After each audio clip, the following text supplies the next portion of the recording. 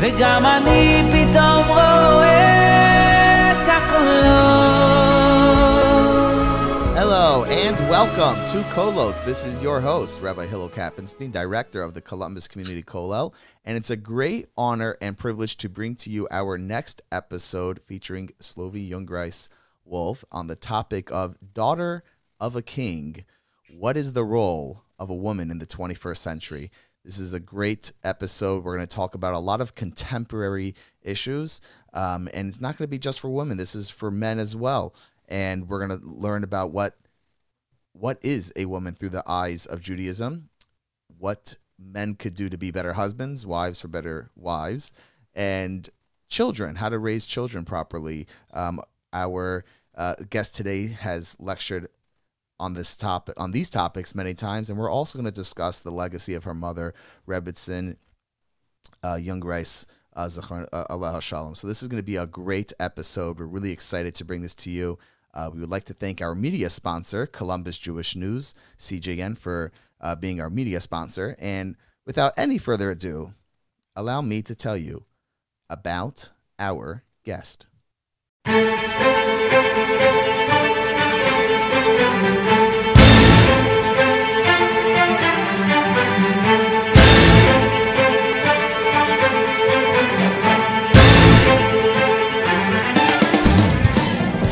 Powerful and compassionate, soulful and worldly, insistent and understanding, Slovie Jungreis Wolff is an acclaimed author, renowned lecturer, and parenting instructor. She's the leader of Hineni Couples and has taught about life, relationships, and marriage for more than 30 years. She gives weekly classes on the east and west side of New York City, Long Island, Brooklyn, and Westchester. Slovie's groundbreaking parenting handbook, Raising a Child with Soul, is published by St. Martin's Press and has been a source of support and guidance to parents and families all over the world. She has given workshops and lectured extensively throughout the U.S., Canada, Mexico, Panama, Europe, and Israel, and has addressed thousands at South Africa Sinai Indaba by the invitation of Chief Rabbi Dr. Warren Goldstein. Slovie is a popular columnist for the renowned site Aish.com, where her articles about life in Judaism have inspired people worldwide. Her parenting workshops on JewishEbooks.com has reached audiences around the globe. She is also a columnist for Ami Magazine and the Jewish Press. Slovie is the daughter of Rebbetzin Esther Jungreis and continues her mother's legacy of rekindling the spark within every soul. So, Rebbetzin Slovie Jungreis Wolff, thank you so much for joining KOLOT. My absolute pleasure. So happy to be here today. Thank you. So, my first question is, and this is something that is being discussed a lot, it's in the news, the question of what is a woman? And I want to take this not necessarily through the lens of science or biology, but through the Jewish lens. The Torah has, I'm sure, has a view on this that you've become familiar with and you've been discussing and you've been teaching. So through a spiritual lens, a Jewish lens, a Torah lens, talk to us. What is a woman? What is the role of a woman in today's world in the 21st century? Well, today's world is not so different than the world that has gone throughout the ages. What really is a woman? It's a great question. What's our role in this world? And I believe that Judaism is the only religion in the world that really sets a woman to be on this pedestal, if you may, where every Friday night we say Eshet Chayil. This is a woman who's just a Wonder Woman. She's a woman of power, of valor, of strength. And it's under a chuppah where we see really that it's the woman who circles her groom 7 times. And why do you do that?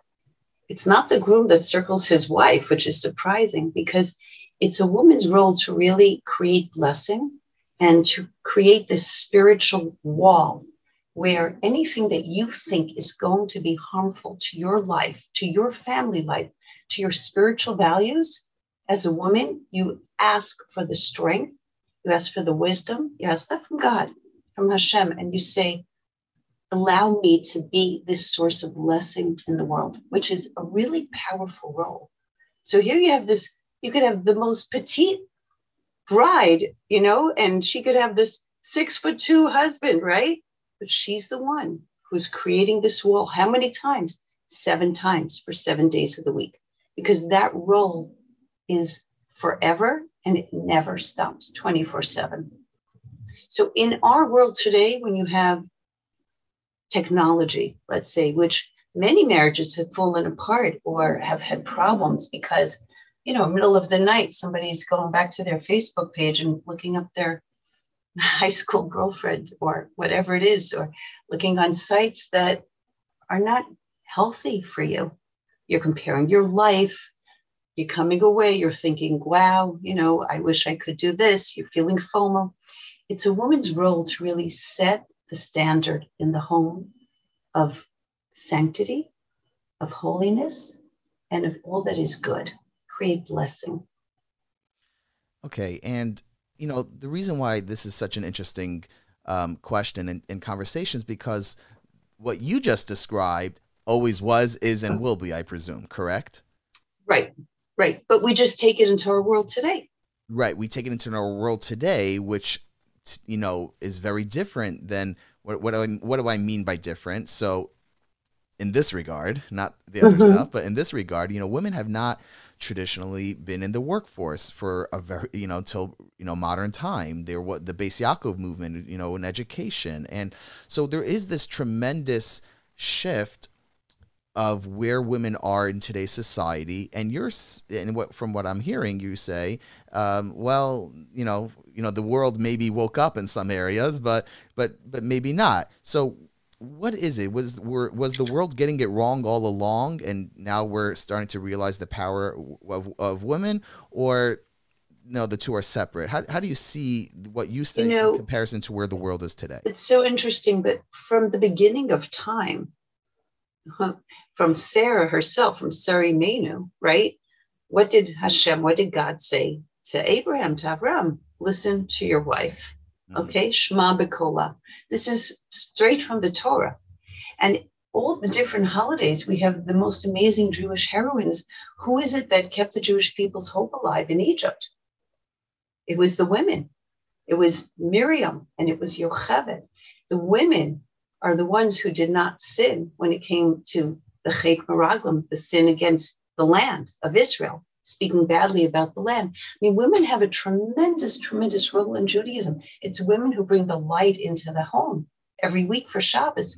So maybe the world is waking up to the power of women, but Judaism has known this all along, that a woman is called the foundation of a home. And it doesn't mean that you just sit in your home. It means that even if you go into the workforce, you have a role to play. And it's really, I believe, about priorities. I speak to many, many women about priorities. Once you're juggling many different roles, how do you keep that role of being that woman alive? It's hard. I'm not saying it's easy. So what do? You have to know what your priorities are. And in fact, I do an exercise with women, but it doesn't hurt for men to do the same exercise where you discover what your priorities are. And sometimes you have to say no to certain pulls in order to be able to fulfill your mission and role in this world. No, that's excellent. We once had a speaker that gave an exercise of, write down your top 5 important things in one list, and on another list, write the top 5 time-consuming things that you're doing, and see if those two lists match. And many times they don't. So they don't. Well, right. What I do is I ask for circles. So in your first circle, put your priorities, and it will tell you a lot about yourself and your life. And then your next circle is your next set of priorities. And then you have a third circle. And see what falls within which circle. And now, what takes the most time and effort and emotion? Is it things in your third circle? So you're disregarding your first circle? It's really something to think about. Sure. No, that's wonderful. That's great. I want to ask you one last question on this topic, and that is, I get this question a lot, and I'm sure anyone who's dealing with a very diverse group of Jewish women and men receive this question, and that is, if this all what you're saying is true, which I believe wholeheartedly that it is, how do we understand women not being able, or at times not being allowed, to perform certain mitzvos? You're telling us on one hand that we are top of the line in all of these areas. We make the home, we bring in Kedusha, we bring in holiness.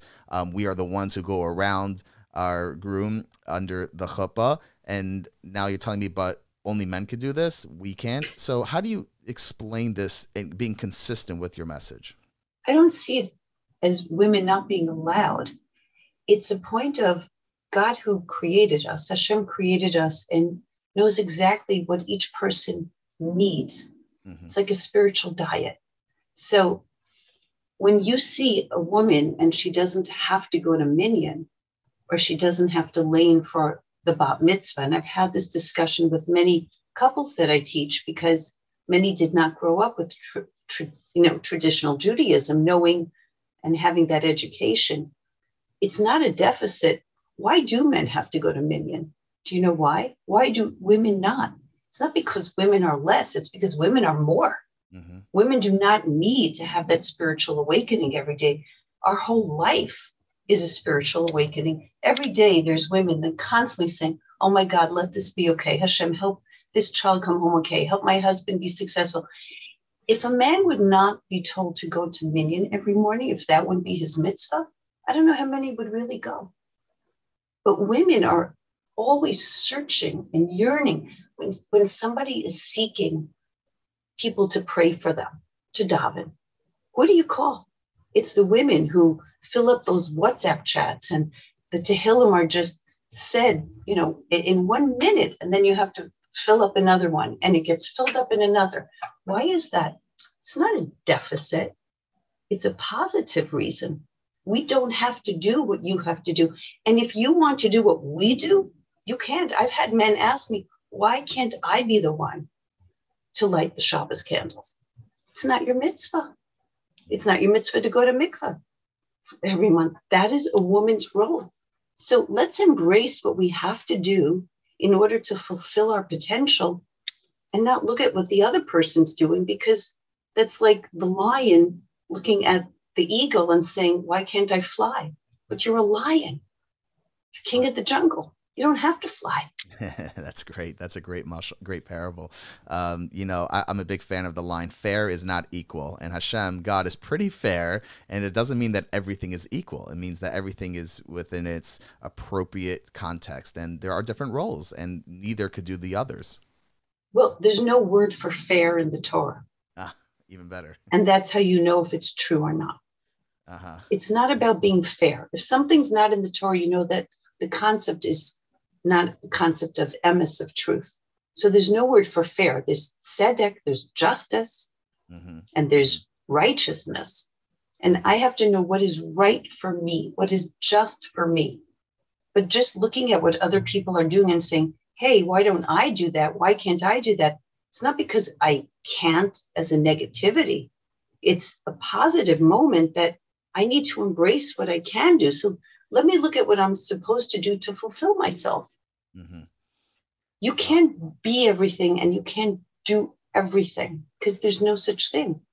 But what am I supposed to be doing to fulfill my potential in this world? And that's why I live a fulfilled life. Fulfilled life, absolutely. And I want to quote Rabbi Zachariah Wallerstein's Zecher Tzadik Livracha, someone I used to listen to a lot. And I remember on this topic, he once said the explanation behind the blessing of Sha'asani Kirtzono, the women say that the women say, men don't say this, but women say in the Berachos HaShachar, in the morning blessings, that they thank Hashem for making them like His will. And forever, I never really understood what that means. Oh yeah, Hashem was in the mood to do this and not do that, right?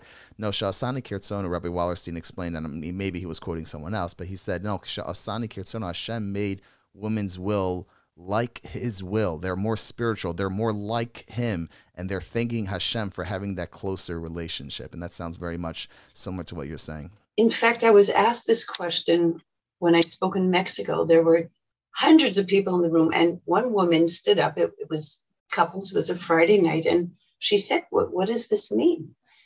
And the fact is, what is the ratzon of Hashem? What is the desire of God? What's God's desire?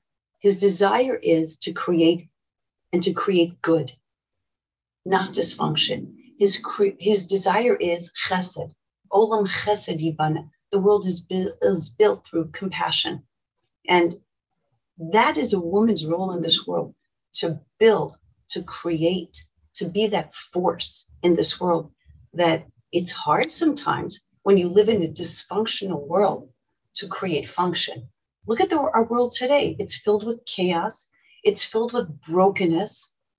And how do I fix that? That's a huge role to play.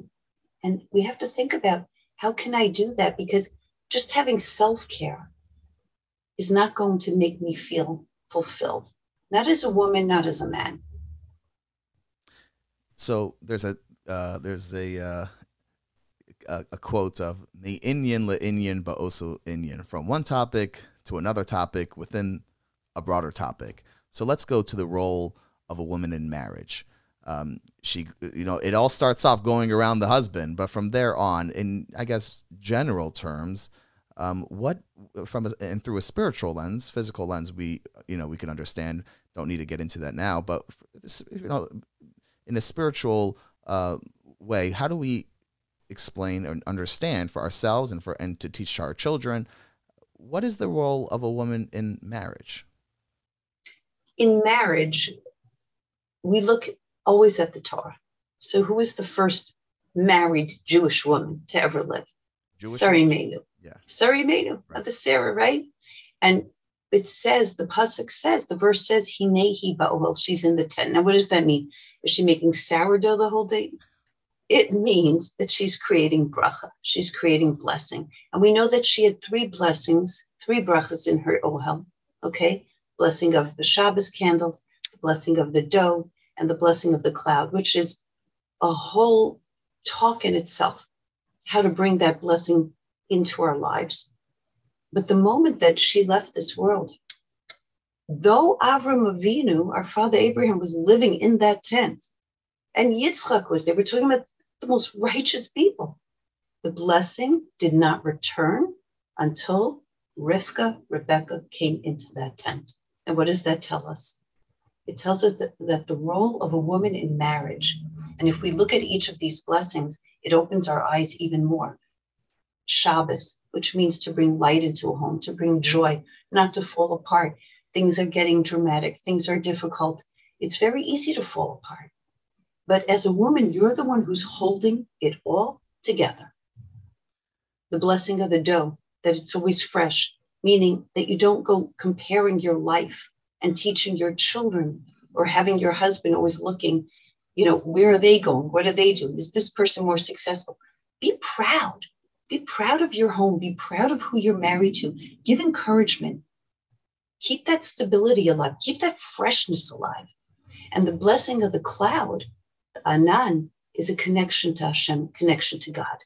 Because no matter where you are in life, you could be on the most remote island, or you could be in the most dense urban city.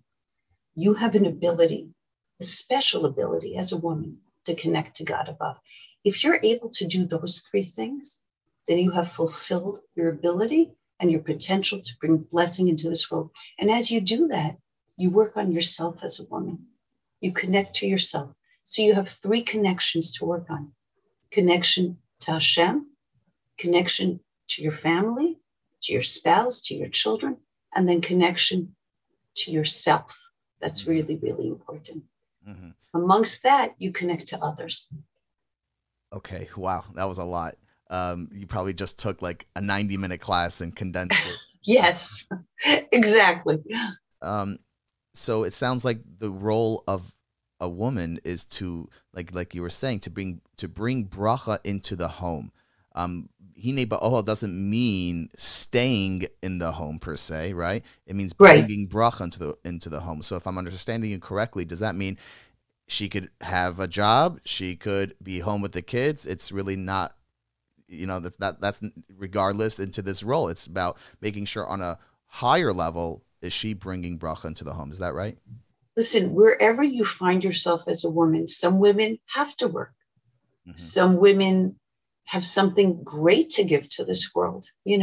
Women have roles, but wherever that role takes you, whether you're a working mother or a stay-at-home mother, that's not how I define a woman. Mm-hmm. I define a woman as her continuous ability to stay with her eye on her mission in this world and be loyal, create a legacy. Ask yourself, are you creating a legacy in this world? No matter where you are, whether you're in the office, whether you're home, what are your priorities? Mm-hmm. What are you doing? Well, if you're a mother and a wife, I would definitely say that your family must come first. There are times where I've had to say no to certain great career opportunities, you know, or some very important Shabbatons or trips, but my family comes first. Mm-hmm. Mm-hmm. And that's your first circle. That's your first circle. It's your first circle. Coming full circle. Yes. But you see, that's why it's important to know where you stand. And of course, everything according to Das Torah. Everything according to Torah. Everyone should have an ability to ask somebody when you're confused or you don't know.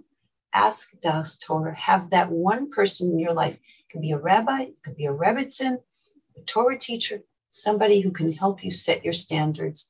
And when you have a question, we don't know everything. Mm-hmm. So who do you go to? That's right. I tell people all the time, rabbis have rabbis. Everyone has a rabbi. I have a rabbi, and I know my rabbi's rabbi too. Exactly. And then you can sleep at night when you make a decision. That's right. And really, I think that's the lesson of Moshe Kibel Torah Misinai. Moshe accepted Torah from Sinai and then gave it to Yoshua, and Yoshua gave it to the Zakenim, because everyone has to have that link before them and the link after them. Absolutely. So what can husbands do to be better husbands so their wives are that's a great question. Happy wife, happy life, right? Let's dive right in. And let's note that there's nothing that rhymes with happy husbands. Yeah. Oh, yeah. Thank you. I'm kidding about that. Okay. So what can a husband do? What does a woman want, really? What do you think women want? To feel loved, cherished, valued. Affection, appreciation. Really, really important for a woman to feel that her husband appreciates her, that her husband loves her. Now, a husband will say, what do you mean? I go out all day. I'm working so hard. I provide for you. If that's not love, right? That's the famous line. If that's not love, what is? Yeah. She needs to hear it. You know, you could buy your wife a beautiful bouquet of flowers. You could buy gorgeous roses, and you can just put it on the counter, and you did a nice thing. Or you could buy your wife the same bouquet of roses and attach a note to it that just says, thank you, I love you so much. Same roses, completely different scenario. And just wrote 7 words on a note. That's it. Just give a little bit of that affection, a little bit to show that you love. When you come home from work, even if your wife is working, it doesn't matter whether she is or not. And I would say this to both men and women, but especially to men. It's so common to come in, and I know you've had a long day, so you come in and you say, just one more email, just one more text. Before you come in. You didn't speak to my wife before this. Before you come in, I always say, take a moment and breathe. Now look at the mezuzah on your door. Give it a kiss and look at the 3 letters on a mezuzah. What are they? Shin, Dalet, Yud. Why that name of Hashem? Why that name of God? Because the root is Dalet Yud, which is Dai, which means enough. To know that I have the blessing of enough, I'm about to come into my home. This is my blessing. So I'm going to come in on my phone. Take a minute, breathe. If you had a hard day, if you had a long day, it's okay. Maybe tell your wife before, give her a text before. Today was a long day. I need a minute when I come home. But when you do talk, just put down the phone. You could change your entire life, your entire marriage, and give a little bit of affection. Appreciation makes such a difference. So that's what I would say women would really desire. I'm going to quote Rabbi Wallerstein again. Okay. And he used to say that we say every single day in Shema, V'ahavta es Hashem l'kacha. We say that we love Hashem, but before we do that in the morning and before we do that in the evening, we say the blessing of Abocher ba'amo Yisrael b'yahva and Ohev amo Yisrael. That Hashem says how much he loves us. It's not enough for us to say that we love him, but he wants to beat us to it. He wants to make sure that he set the record straight beforehand. So knowing it in here and trying to say that we feel it in here is not enough. We have to verbalize it. You know what? A compliment sometimes, affection. A woman's waiting all day, and if you come home and you're totally bombed and stressed out, but can you find it in you? Are you man enough to put that aside? Okay, and just give a good word. Ask yourself every day, did I give one good word to my spouse? And a woman's just waiting, something. Show me that you love me. How? Just a word. A moment of affection. It's so important to keep a marriage alive. I took a course by doctors John and Julie Gottman. I'm not sure if you've heard of them. Sure. This incredible couple out in I think Seattle, and he has this slogan called "Small Things Often," which basically, and he has like this all organized in data, like couples that are happily married have a ratio from this to this, and couples that are not happy but not divorced are here, and couples that end up getting divorced are always.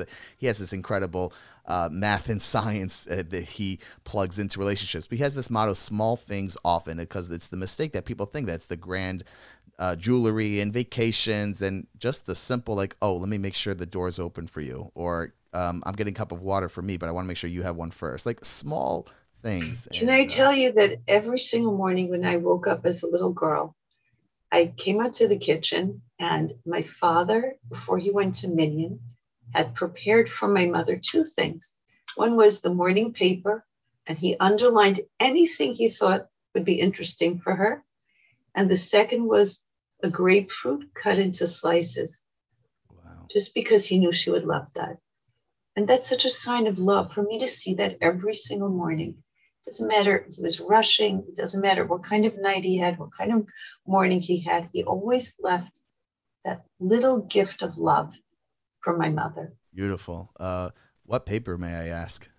It was the New York Times. Okay, I wasn't sure if it was Sports Illustrated, but okay. No.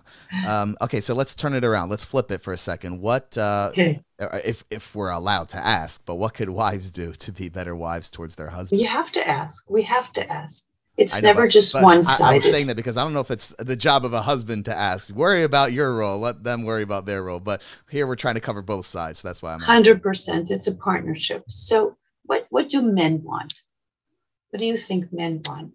And again, we go to the Torah. The first shidduch that we see is really when Avraham Avinu, or Father Abraham, was looking for a shidduch, for a match for Yitzchak. And finally, they find Rivka. They find Rebecca. She comes back. And as we said, the tent is filled with blessing again. And the pasuk tells us, the Torah tells us, he finds nechama, he finds comfort, and he loves her. What does a man want? You want to feel that emotional security, that you're not being put down. You want to feel respect. You want to feel that my wife is proud of me. I'm a success in this home, in her eyes. You don't want to be nagged all the time. So it's the way that we communicate. You can say the same thing, but it's your tone. It's how often you say it. It's communication. And it's giving this feeling that, again, I love you, I appreciate you, but I'm also so happy that you're mine. There's a sense of reverence for the relationship. And if you're able to do that and not say the same thing 100 times. So what do I tell couples? When it comes to communication, I love this. You need mazel. And what does that mean that you need mazel? Look at the word of mazel. Mem is for makom, place. Where are you going to speak to your couple? to your husband, to your wife? Where are you speaking? If you're out with friends at a restaurant, that's not the time to bring something up. Okay? The place makes such a difference. Zayin, Zman, the time. The minute that your husband walks in the door is not the time to tell him that you want to order new patio furniture, or, did you pay the credit card? What the kids did and that the teacher called. Zman, the time, makes such a difference. And Lamed is Lashon, which is language. How you say something. You could say the same thing, but how you say it, the tone that you use, your body language. Are you looking at your phone? Are you looking at your watch? Are you looking all around? Makes such a difference. So it's important for us to remember that usually when there's a criticism in a marriage, it's really a hidden desire and wish. When a wife says you're never home, it means I wish you would be home more. And think about that. That's the way to say, try to say in the positive instead of in the negative and giving criticism. Mazel. I like that. Mazel. And then you will have mazel. And it'll be Tov. Yes. Very good. I like that. Okay. We got two more topics. Okay. The Indian Bosa Indian once again. And that is the book that you authored, Raising a Child with Soul. And I'm sure that's a book that you can't do justice to in just a few minutes. But, as we're recording this, yesterday we recorded an episode with Sippa Leah Scheinberg, an LCSW who deals with trauma, in people suffering from PTSD, etc. And she talked about this very interesting theory, attachment theory for children, their attachment towards parents, and how crucial the early stages of child development are for having that feeling of safety from parents. So this is something that we're discussing, and I thought maybe you could share with us a little bit of, some of your advice, some of your pet peeves, if you will, about how to raise a child raising in the 21st century. I for sure will in 1 second. I just want to also say that I'm having, Baruch Hashem, thank God, a new parenting book that's coming out this year with God's help. And it will be all new, and giving that a little bit of a plug to look out for that. Sure. When's it coming out? I hope it'll be coming out. I'm not sure if it's Hanukkah time or the spring. Oh, okay, good. So there's plenty of time in between. There's this have time. A second take of an interview after Absolutely. that comes out. Absolutely. But Raising a Child with Soul is a really crucial book for the foundation of childhood, of parenting. And what I would like to express to parents is that, number one, the world today feels as if it's just going crazy.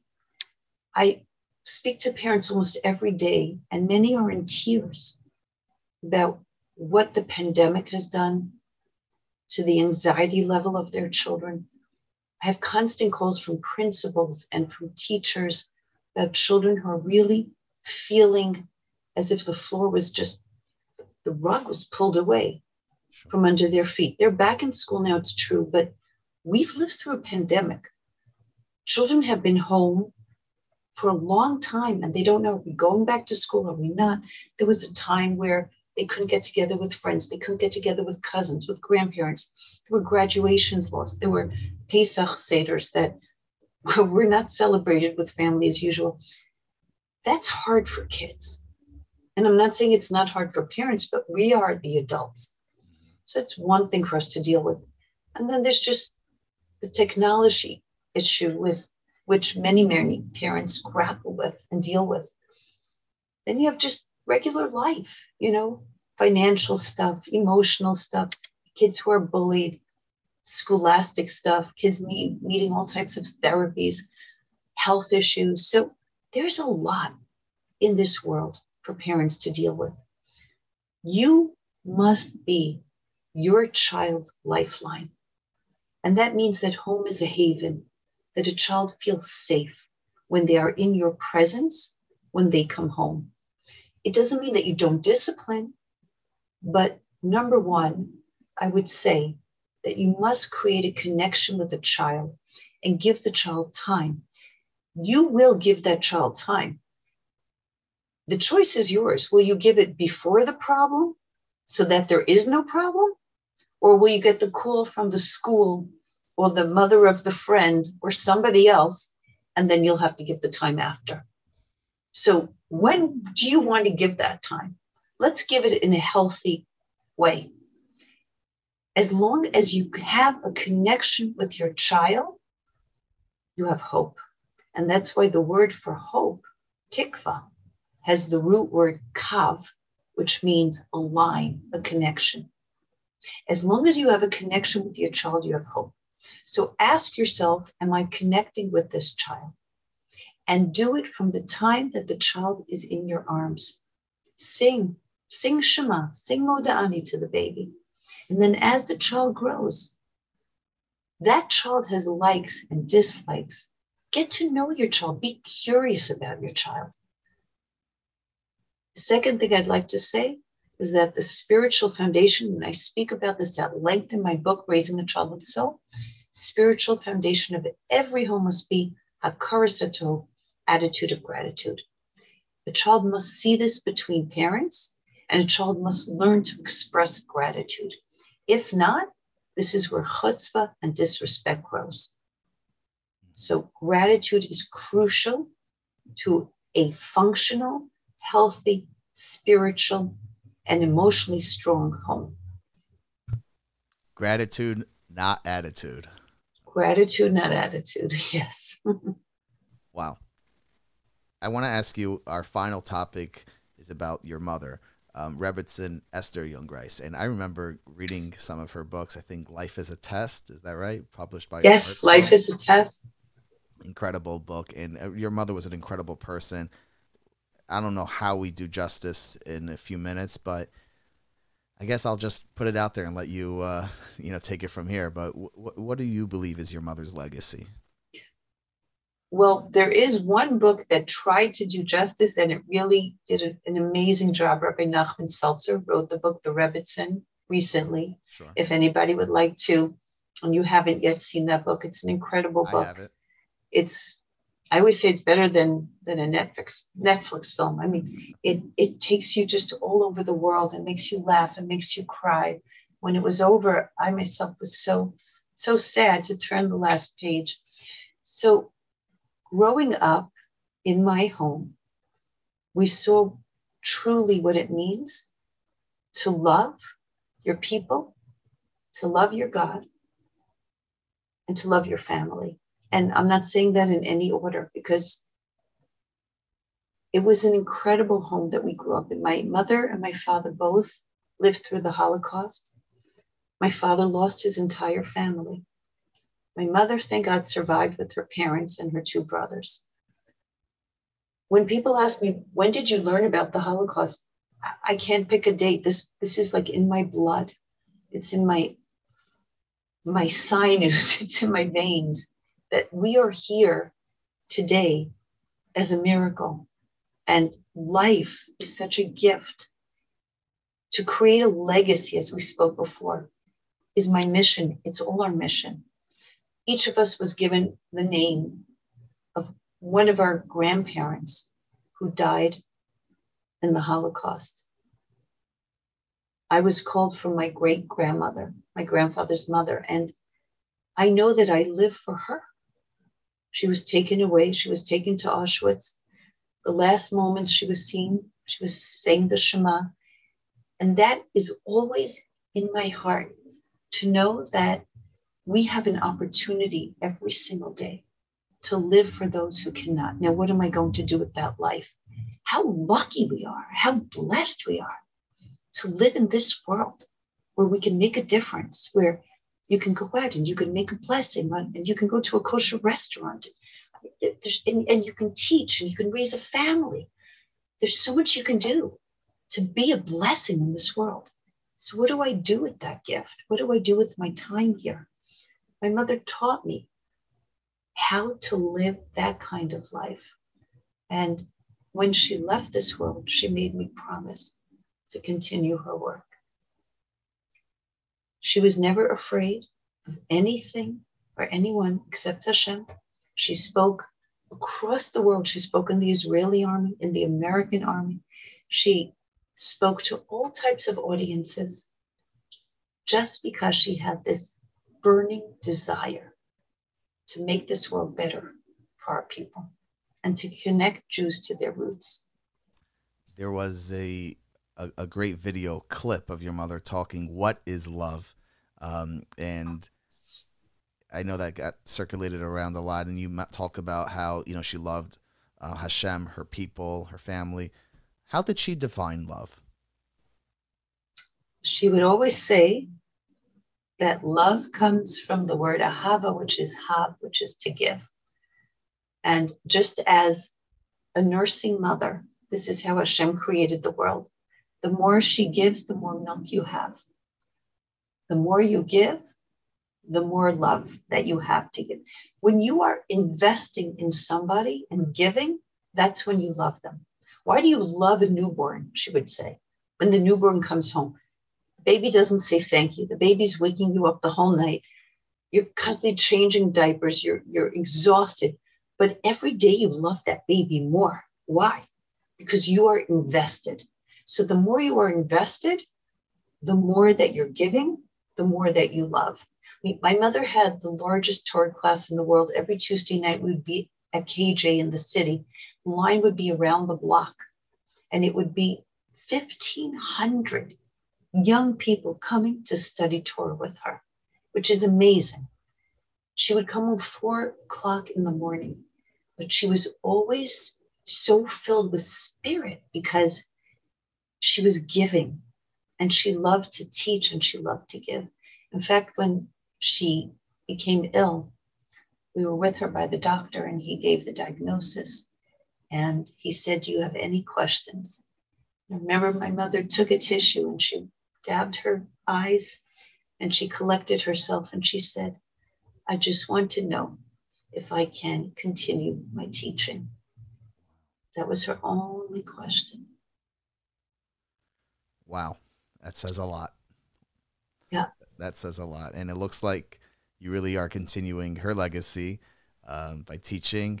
We were fortunate to have you come to our community, speak in our community, and speak to the women in our kolel. So thank you for doing your part and your role, and really bringing the Lador Vador concept to a whole new level. This was awesome. I'm so happy we did this. I know we wanted to do this a few times before, and we couldn't. Yes. And there were so many things that came out that were really not in my control, whether it was a flight that was canceled or I couldn't make or this or that. And what I tell myself is, the Yetzer Hara knows this is going to be a good one. So thank you so much. It was my honor. My zechus. Thank you so much. And may Hashem bless you and your family and all your hard work, that you should see much more blessing, much more mazel, both types of mazel, your mazel and the general meaning of mazel, and we should all have tremendous simcha in our lives. Amen. And thank you for inviting me, and you have the most incredible community that you are growing. Baruch Hashem. Thank you so much. Thank you. To listen to all KOLOT episodes and see upcoming guests, visit kolotpodcast.com. We are also on all podcast players. Type in KOLOT on iTunes, Spotify, Google, Stitcher, Podbean, and Amazon. Share with your friends, and please make sure to give us a 5-star review. KOLOT is a project of the Columbus Community Kollel, a full-time Jewish learning center in Bexley, staffed with high-caliber Torah scholars. Ever since 1995, boys, girls, men, and women from all backgrounds and affiliations have found many opportunities to connect with Torah and mitzvos at the Kollel. Whether it's a study partner, an engaging lesson, or a program, the Kollel is your one-stop shop for all your Jewish learning. If you want to know how you can benefit from the Kollel, visit thekollel.org. That is TheKollel.org, and forever be inspired.